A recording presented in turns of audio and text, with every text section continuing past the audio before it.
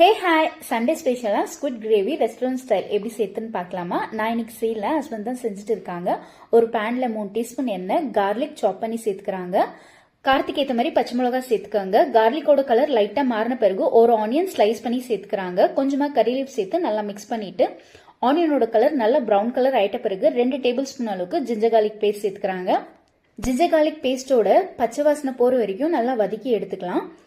அதுக்கப்புறமா 2 tomato slice பண்ணி சேர்த்துக்கிறாங்க. இதையும் நல்லா மிக்ஸ் பண்ணிட்டு தேவைக்கு ஏற்ற மாதிரி உப்பு சேர்த்துக்காங்க.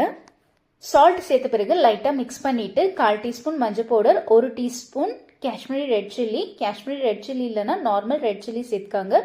2 டீஸ்பூன் அளவுக்கு கொரியாண்டர் பவுடர் சேர்த்து நல்லா மிக்ஸ் பண்ணிட்டு இப்போ 1/2 கிளாஸ் அளவுக்கு தண்ணி சேர்த்து இதையும் நல்லா மிக்ஸ் பண்ணிக்கிறாங்க. சாப் பண்ணி வச்சுக்கிற கொரியாண்டரை சேர்த்துக்கிறாங்க.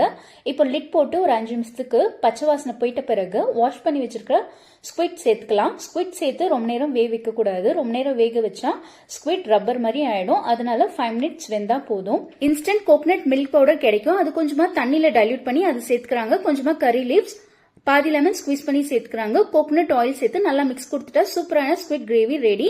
இது ரைஸ், சப்பாத்தி, தோசை, இட்லி எல்லாத்துக்குமே சூப்பரா இருக்கும். நான் களி கூட சர்வ் பண்ணிக்கிறேன்.